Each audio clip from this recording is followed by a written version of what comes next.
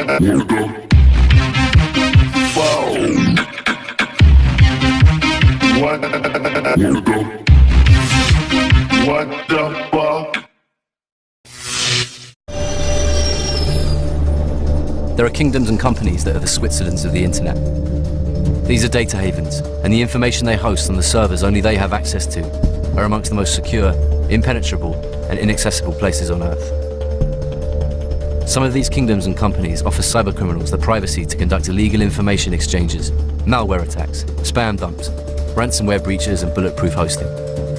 Criminals have walked these halls, here today, gone tomorrow, emerging outside the reach of law enforcement and between international legislations. We're visiting some of the most dangerous places on the internet to find out where cybercrime goes to hide.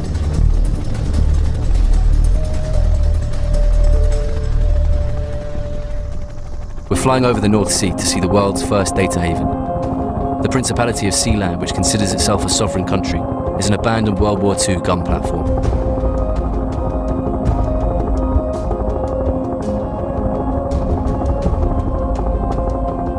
You're the Prince of Sealand? I am, yeah. I mean, it was the fort was situated in international water, and my grandfather decided, why not declare it a principality? Yeah, so what is it about having your own kingdom that's so appealing? I mean, it's the element of freedom that we have out there. Yeah, what we want without prying eyes watching our every move. Why don't you want prying eyes watching your every move? Why wouldn't you, did you say? I mean, why just shut your curtains at home? Seems like a long way to go to store your data. Yeah, well, some people go to long measures, don't they, to secure what this is.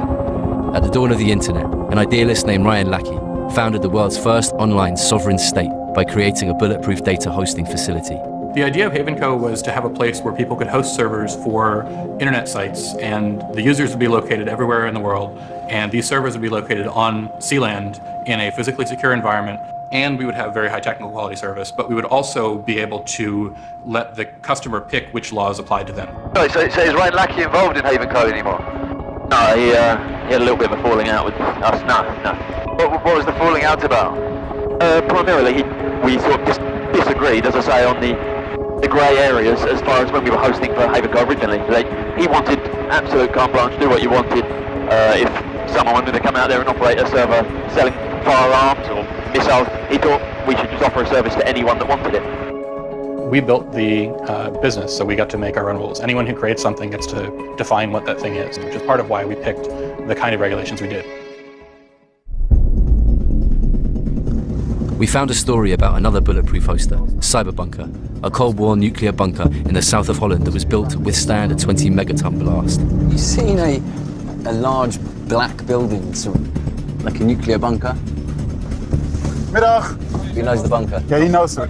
So they're telling me it used to be like a drug lab. Right. Oh, a Yeah. bunker. A bunker. A bunker. Oh, ja. Maar you don't go to it. Oh, No, you don't. it's forbidden.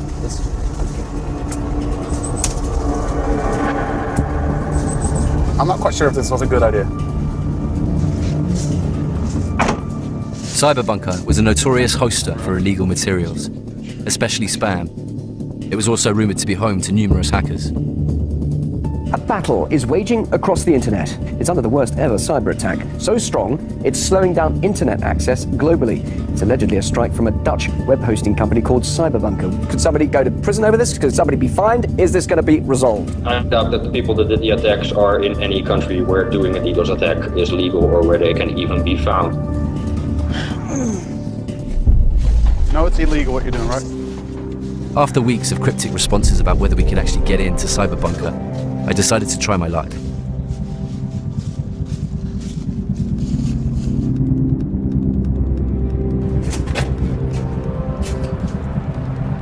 There was a face scanner at the door.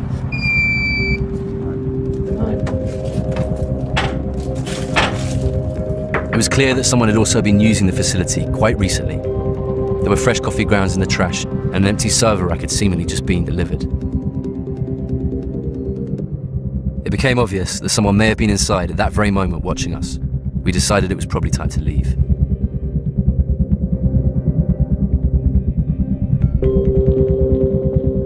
Just when we thought that getting inside was a lost cause, I managed to get in touch with a convicted hacker who knew the owners of Cyberbunker, and a meeting was set.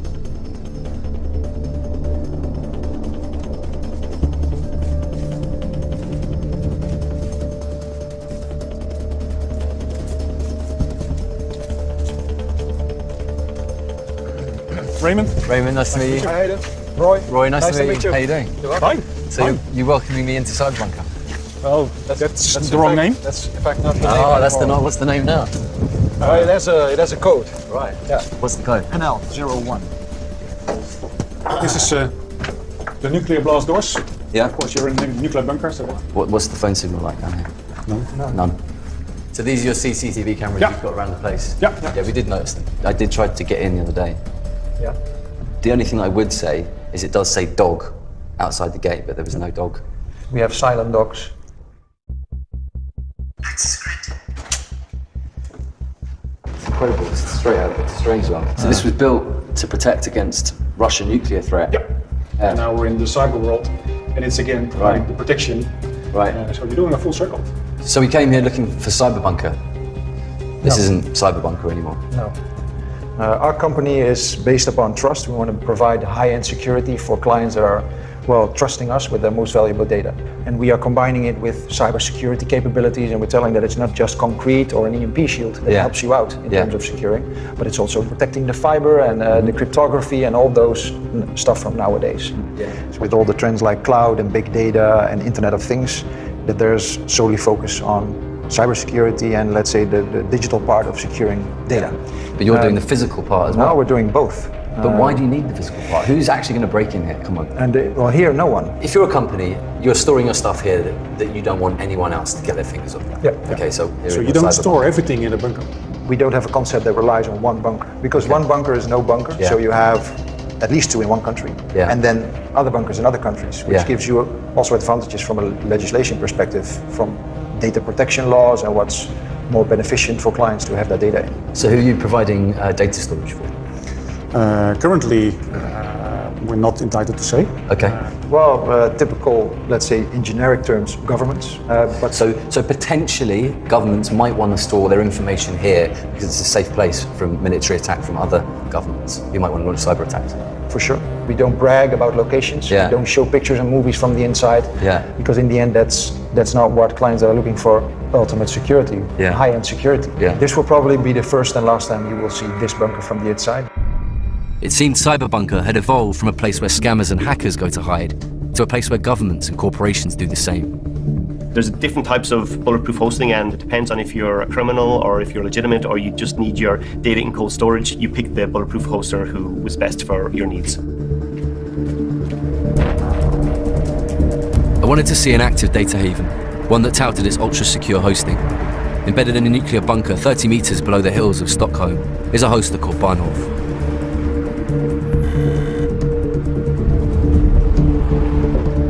This facility hosted WikiLeaks at the height of their prominence. If ever there was a place to securely keep your data that people want to get their hands on, this was the place. Hey, hi. Nice to meet you. I met CEO Jon Karlon, and he gave me a tour of the impressive facility. Is the blast door? Is the physical impenetrability of this bunker even relevant? It's important. I mean, if you operate mission-critical business, it's important to have it secured by physical means. You need energy, which is the diesel engines. Then you need internet, which is fiber optic cables, and they are coming in from many ways. Is it a closely guarded secret where these cables are? Yes. Okay. Yeah. Jon showed me where WikiLeaks servers had been, and he walked me up to the control room overlooking the facility. It felt a little like being in a James Bond villain's lair.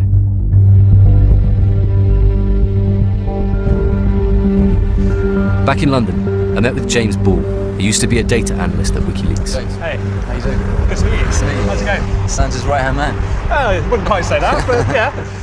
So kind of WikiLeaks' famous server was this server in Sweden, a company called Bahnhof, which is essentially, in an underground bunker and hyper secure.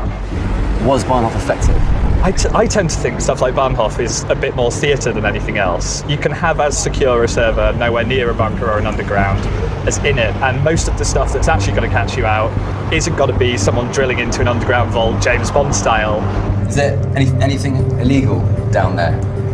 It could be, but it is not. Yes, but it's not my. I mean, I don't open at any given moment. Yeah. There can always be some illegal material on the internet, but I don't open the boxes. I don't control what's on the boxes. I think we are the mailman, we are the bank. The hosters would like to see themselves as the post office, but if they really want to be a post office, they have to act on abuse complaints when they come in. A post office doesn't have, like, if a post office had a bomb stored in their post office and they didn't take action when they got a complaint, they'd be out of business. So bulletproof hosting is a term that's gone back maybe 10 or 15 years, and it refers to a hoster who will not take action to take down your website. So somebody discovers that your website at that hosting provider is bad, and they go to the hosting provider and say, can you disconnect this customer, or can you give me information about what that customer is doing, because they've stolen my data. And the company will just ignore those abuse complaints. I was told corrupt hosters in Southeast Asia favor smoke and mirrors over hardened data centers. We found one such hoster, so we decided to track them down.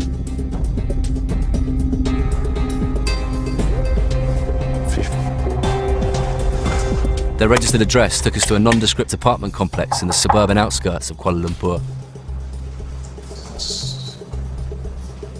It's a residence. Yeah. This is like someone's flat, right? This, the 6th level is all residences, so probably it's a residence office. Yes. Oh, hello. Hello. We were just wondering about the your neighbours. Yes. Cinepac. But you say they haven't been here for 3 years. They haven't been here for 3 Yes. years. Since I stay here, No one's there.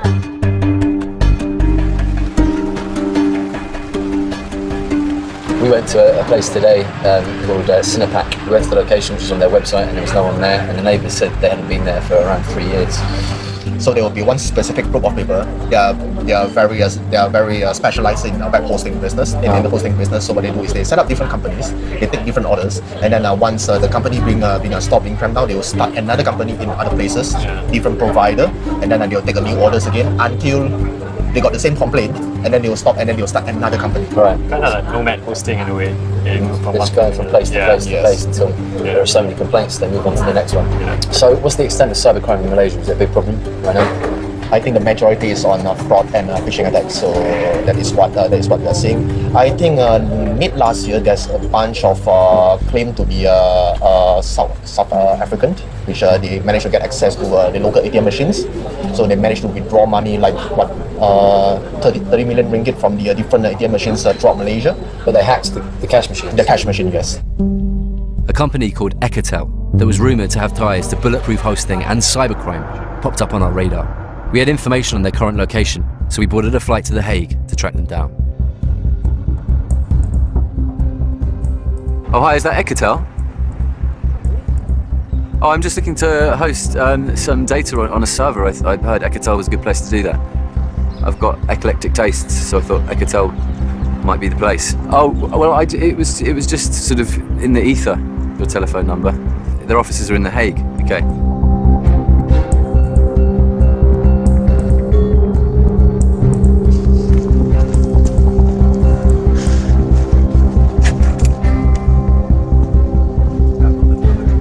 Oh, hi, I've got an appointment with Ecotel.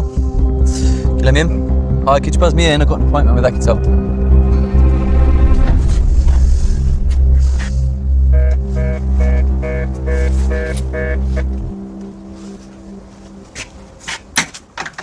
Thanks. Nee, je gaat niet naar binnen. Huh? You don't come in.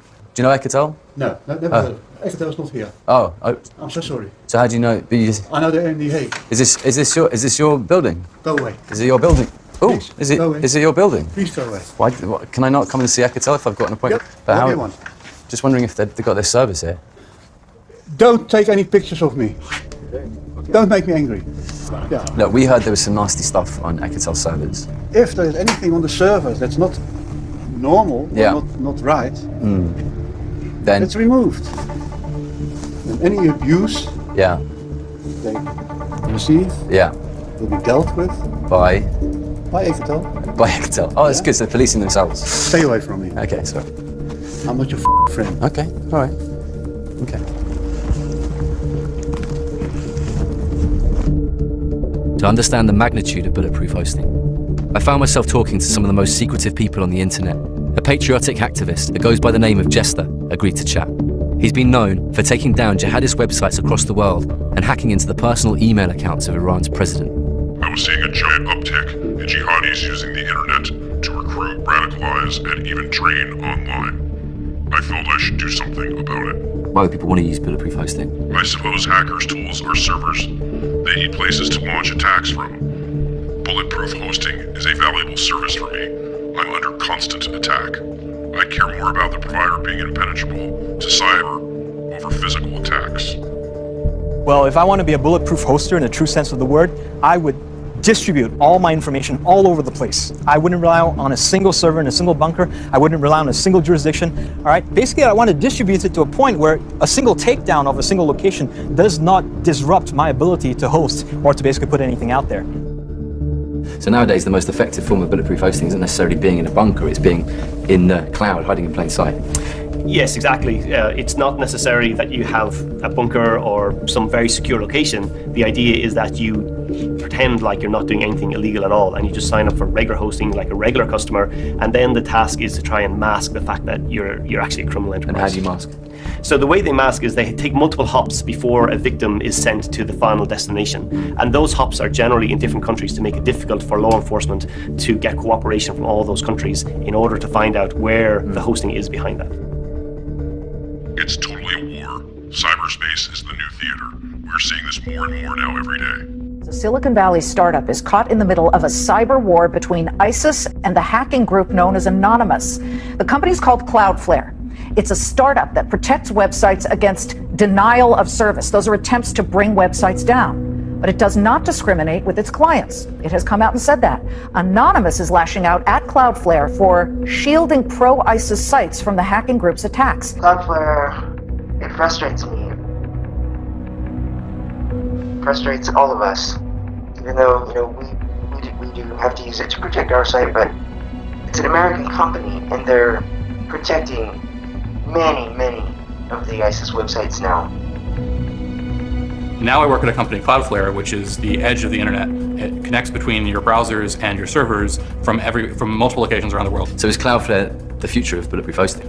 It is the future of how you reliably host internet content without censorship. Anonymous have recently accused you of having 2 of the top 3 ISIS websites. Yeah, that I can't really talk about. You can't talk about that, right?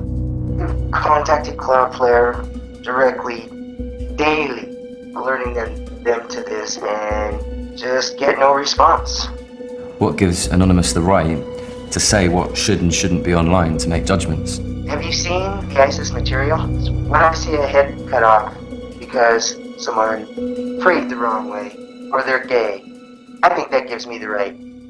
I'll make that judgment call. Do hosters have a moral responsibility when it comes to what's out there on the internet? I think it is very much their responsibility. Guides for homegrown terror cells on how to shoot up a room and successfully go carry out another attack before suiciding oneself should not be easily available to people online. If you just take the I will host everything, you're really facilitating some dark stuff and you're actually endorsing it. I think you have to actually get in the weeds. You have to get in the case by case and go, there is a ton of stuff that I hate that I would never do anything with. You're making hosters incredibly responsible for the content. I mean, hosters are incredibly responsible for what they're because hosting. That's why they want to be blind hosts. So criminals need bulletproof hosting because they need to be able to keep their website up, because if they're on your computer and they're stealing your credit card or your emails, they need to send that information somewhere. And those type of bulletproof hosters, they understand that there's criminal activity happening on their servers and they just want to get paid. These guys have got billions and you don't. These guys have got hundreds and hundreds of computer scientists and most of us don't. You've got to know how not to be scammed. You've got to trust everyone you give your data to. So we have to actually just take personal responsibility for our own online security. I think we need to force companies to take responsibility for our data that they have, and we have to take responsibility for our data that we have overall. There's no absolute solutions, essentially. It's constant give and take. There's no magic bullet, there's no magic server. We are going to have to work this out for ourselves. WTF, Gary? WTF? What the fuck does WTF mean? What the fuck? Oh.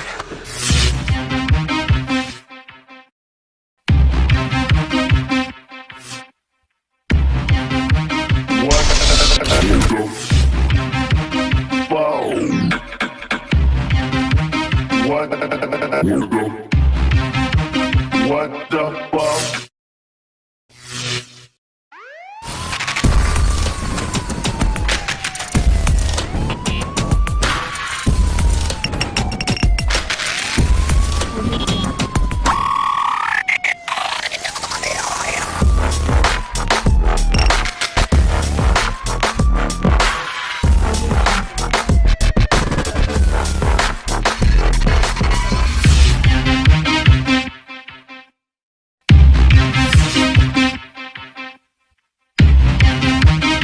What the fuck?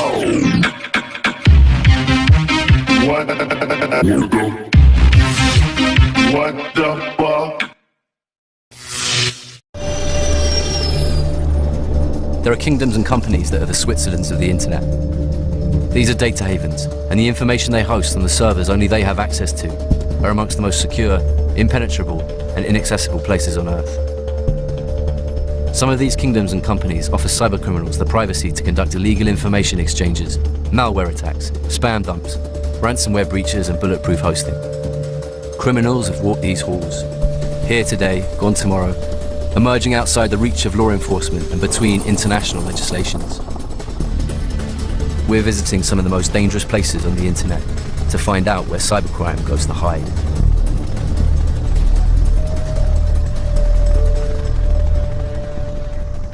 We're flying over the North Sea to see the world's first data haven.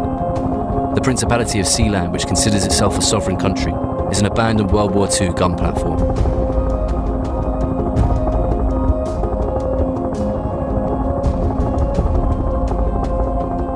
You're the Prince of Sealand?